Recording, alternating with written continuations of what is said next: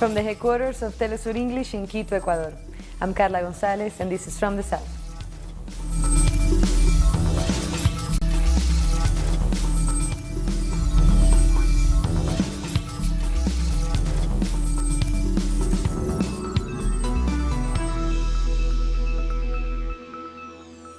A day after U.S. President Donald Trump signed an executive order to stop the separation of migrant children from their parents at the U.S. Mexico border, the House of Representatives is set to vote on a new immigration bill.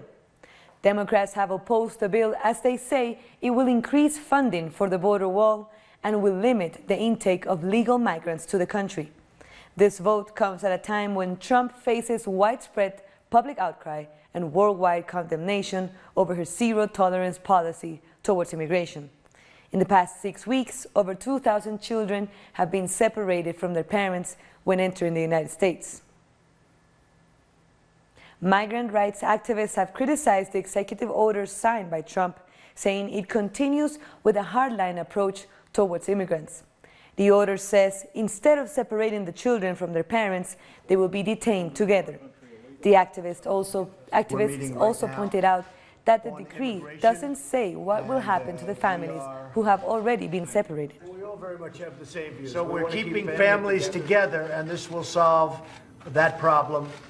At the same time, we are keeping a very powerful border, and it continues to be a zero tolerance. We have zero tolerance for people that enter our country illegally. Latin American immigrants released from a detention center in McAllen, Texas, were happy to hear the news, but are still uncertain about what will happen next. This is good news for the Latino community, because no one has the right to separate children from their parents. Seeing so many kids crying and asking for their moms was just unfair. All the women there, we were in terror, because many of them had seen their children taken away from them. The front-runner in Mexico's presidential election has welcomed the end of the separation of immigrant families on the border. At a campaign rally 10 days ahead of the election, Andrés Manuel López Obrador said Trump's policy had been racist and inhumane. The Mexican Congress also condemned the policy and called on the Mexican president to suspend all cooperation with the United States in areas of migration and law enforcement. I think it's a good thing. It's always wise to change your opinion, especially on humanitarian affairs. And as Mexico prepares for that presidential election on July 1st, the women's movement is demanding that the candidates take a clear stance on gender violence, since Mexico has the highest rate of femicides in Latin America. The documentary, This Is Me, shows Andrés Manuel López Obrador, the candidate for the Together We'll Make History coalition, walking through Ecatepec, one of the most dangerous in the country, where in 2017 alone, 170 women were murdered. As part of his campaign, he's launched a project called Femsplaining, which contains the gender vision he will pursue if he wins the elections on July 1st. Femexplaining. It is a manual for speaking to each other, listening to each other, for leaving behind our fears, our complexes, for moving on and empowering ourselves. López Obrador's team of women is keen to point out how different they are from their rivals, who see women as a sector who should only receive assistential programs. You have given your word to us, and your word will be rewarded with loans, which will allow you to open businesses and boost your family's income. The alarming gender violence in Mexico has brought women out onto the streets, demanding not only equality, but security. They deny us justice, which is urgently needed because we can save a lot of lives. We can change a lot of things, including preventive measures, by training those in the legal system and other state institutions. According to United Nations figures, Mexico accounts for 7 out of every 10 femicides committed in Latin America. To another story, a key part of the peace agreement in Colombia is at risk after disagreements in Congress. The lower house of Congress passed a bill on the special jurisdiction for peace as requested by the outgoing president Juan Manuel Santos. However, the Senate postponed its discussion and vote as demanded by the president-elect Iván Duque. The former presidential candidate and opposition leader Gustavo Petro said these obstacles are happening because some want to hide the truth. The Special Jurisdiction for Peace is a mechanism of transitional justice created to judge those involved in the country's internal conflict. Let's go to our correspondent, Paola Fernández, who has more on this story. There's widespread concern about what could happen to the peace process in Colombia. President-elect Iván Duque made a call to Senate to postpone the debate on the special jurisdiction for peace and its regulation. But current President Juan Manuel Santos, he said the state has a commitment to the victims, to Colombians, and also to the international community that supported the peace talks with FARC. For that reason, he thinks it's very important that the peace agreement is fully implemented. For now, we know Congress will hold extraordinary sessions to approve the legal framework needed to implement the peace accords in Colombia. Paola Fernández from Bogotá.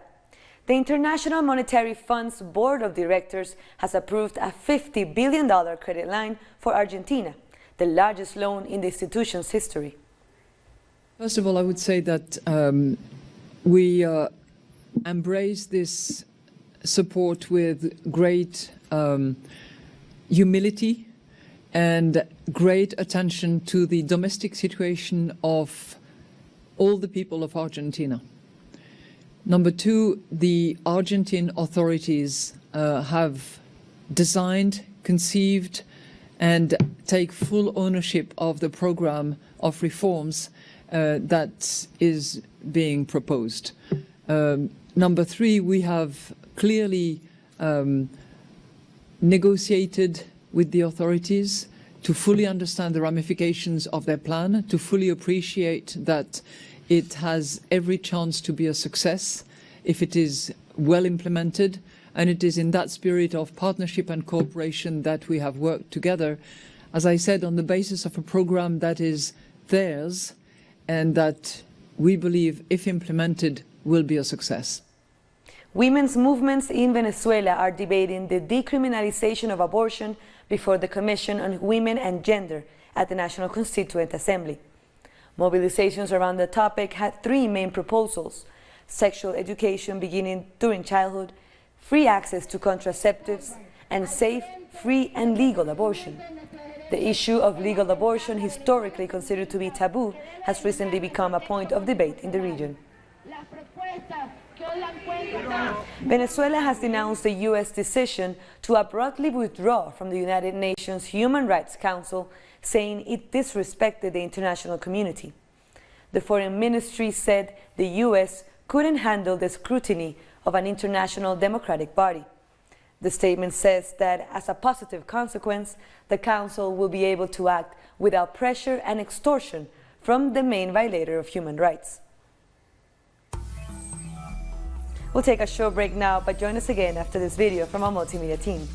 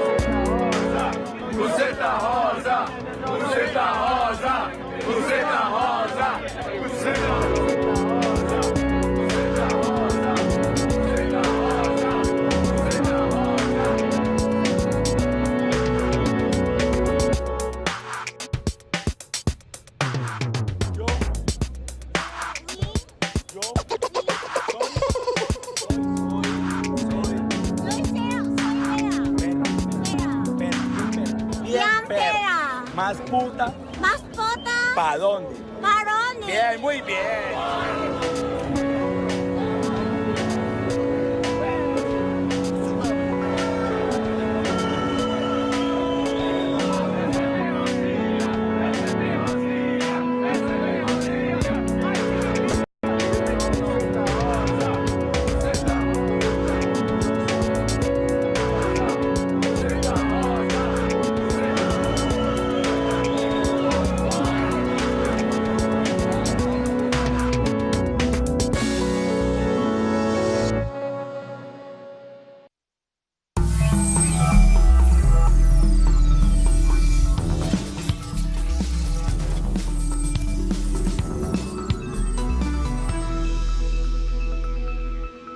Welcome back.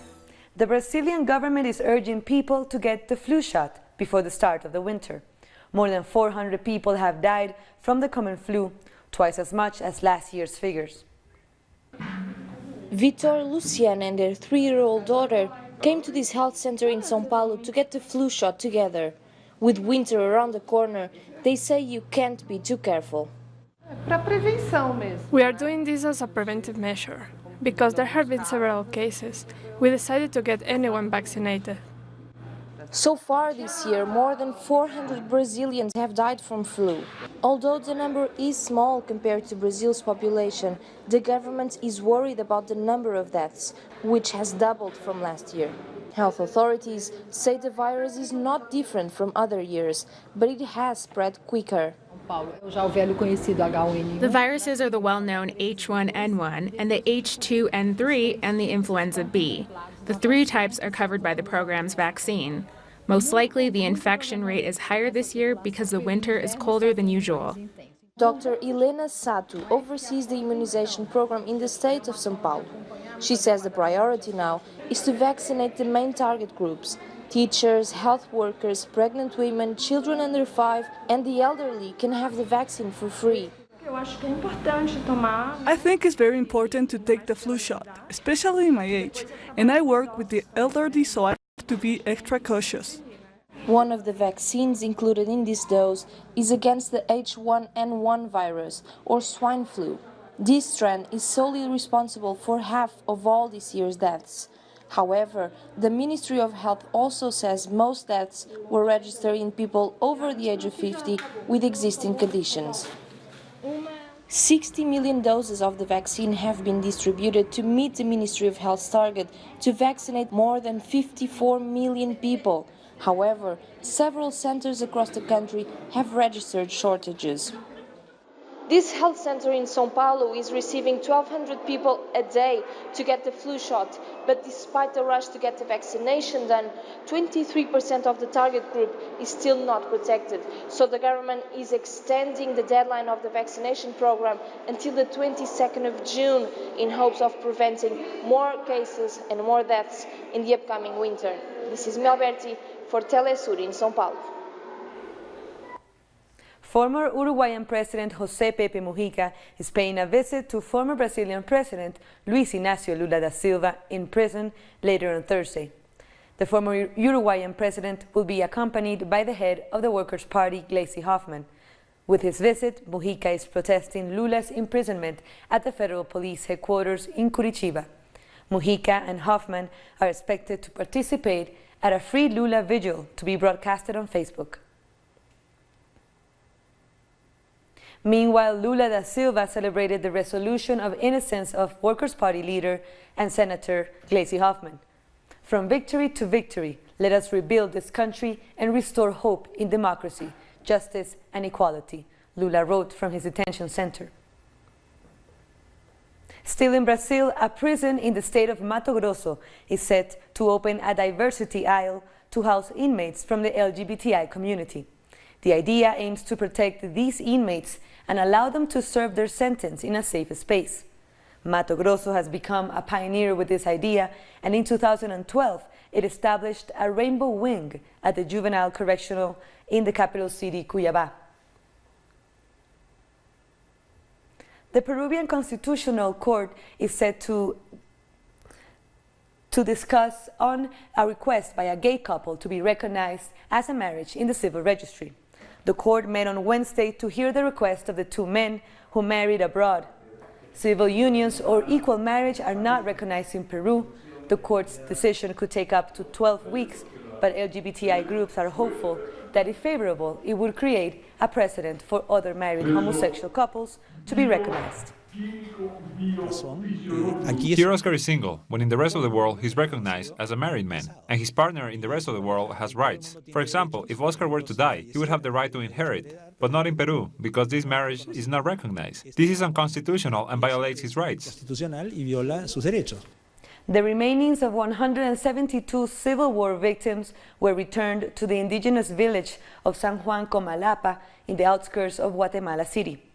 A mass was held before burying the recovered remains in the former facilities of the local military barracks.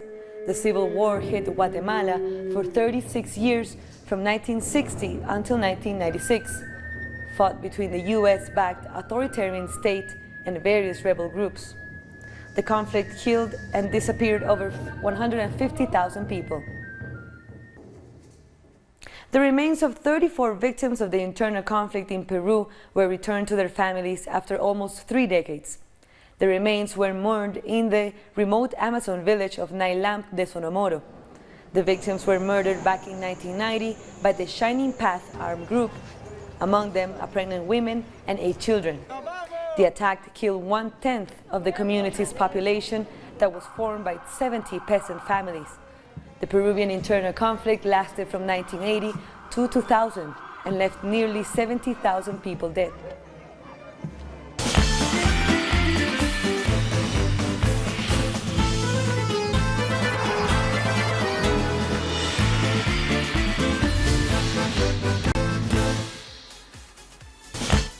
Let's take a look at today's World Cup games. Denmark's player Christian Eriksen scored the first goal of the match against Australia, but Australia has just matched its score. Later, Peru will face France and Argentina will try to obtain their first victory facing Croatia. For the first time in decades, women in Iran were allowed to watch a match inside a stadium along with men. The breakthrough came at the Azadi Stadium in Tehran, where fans came to follow the World Cup match against Spain. Female fans have been able to buy tickets for the event in a country that has traditionally banned women from attending games between men's teams. Reportedly, when they reached the stadium, police tried to prevent them from entering, as authorities changed their mind at the last minute. However, the women refused to leave, and just an hour before the match began, the doors were opened for them as well. Latinos in their droves have traveled to Russia for the World Cup, and while they enjoy the highly charged atmosphere, Peruvian fans have been talking about the challenges they face in communicating with their hosts.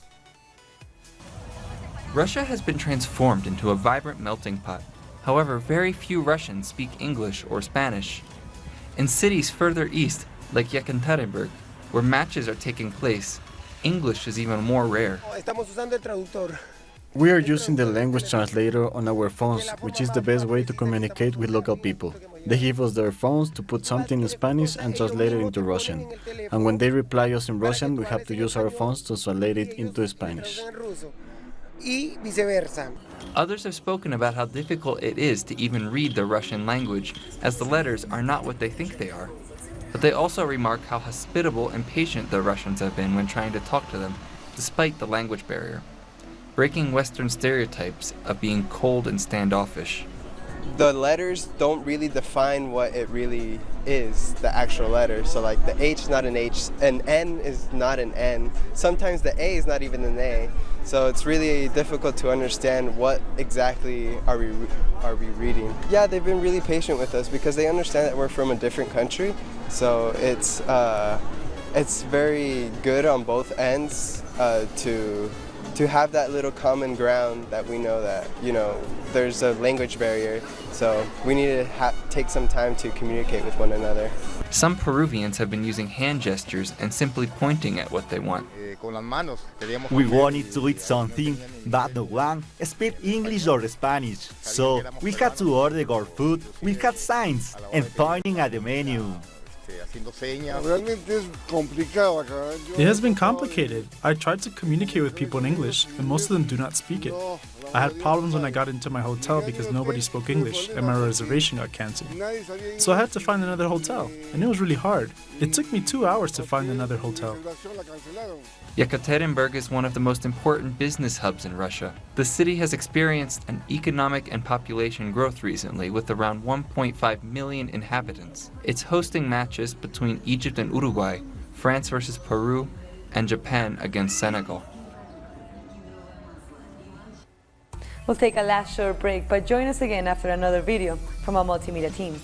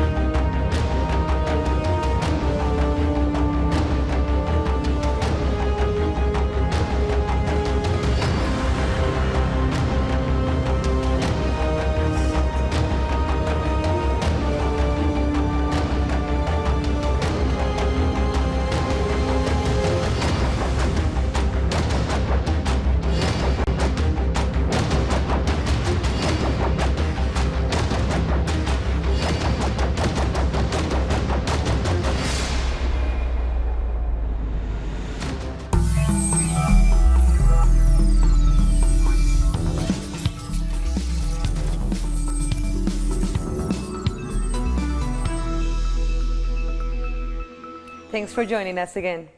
Turkey is preparing for its presidential and parliamentary elections on Sunday. It's the first time Turks will vote in these two elections simultaneously. President Recep Tayyip Erdogan of the Justice and Development Party, who has been in power since 2014, is seeking another term. Muharrem İnce of the Republican People's Party is seen as his main rival. 64-year-old Erdogan has never lost an election since he began his political career in early 2000, but faces a tough challenge this time from the opposition parties. Now let's take a look at other stories making headlines from around the world. South Sudan's President Salva Kiir and rebel leader Riek Machar met for the first time since 2016 in Ethiopia's capital Addis Ababa, behind closed doors. The gathering is seen as a chance to end the 5-year-old civil war that has killed tens of thousands of South Sudanese and forced more than 3 million to flee. The Ethiopian government has been a key player during these attempts for peace. German Chancellor Angela Merkel said that her country remains a safe place for immigrants during a town hall meeting with students in Jordan. Her coalition partner, the Christian Social Union, threatened to bar all asylum seekers from Germany unless European Union leaders agreed on a bloc solution. Germany continues to be a safe country, although there have been instances where foreign citizens were subjected to accusations and attacks. But unfortunately, there have also been instances where refugees murdered young girls. We have had such cases from both sides. Starting Friday, the European Union will impose additional 25% tariffs on a range of U.S. goods in response to U.S. tariffs on steel and aluminum. The list of U.S. imports is worth 2.8 billion euros and includes a vast range of items such as cranberries, orange juice, peanut butter, jeans, cosmetic products, motorcycles, and steel products. New Zealand's Prime Minister Jacinda Ardern has become only the second world leader ever to give birth while in office, and the first to take maternity leave. Ardern gave birth to her first child, a baby girl, in the country's largest public hospital. She took office last year. Deputy Prime Minister Winston Peters has stepped in as acting Prime Minister for the next 6 weeks, while Ardern takes her maternity leave. Downward-facing dogs, cobras, and warriors sprouted all over India on Thursday for International Yoga Day. Indian Prime Minister Narendra Modi led the way, performing his asanas with over 50,000 others in the northern city of Dehradun. In 2014, he convinced the United Nations to accept June 21st as International Yoga Day. Since then, every year, grand yoga sessions have marked the day around the country.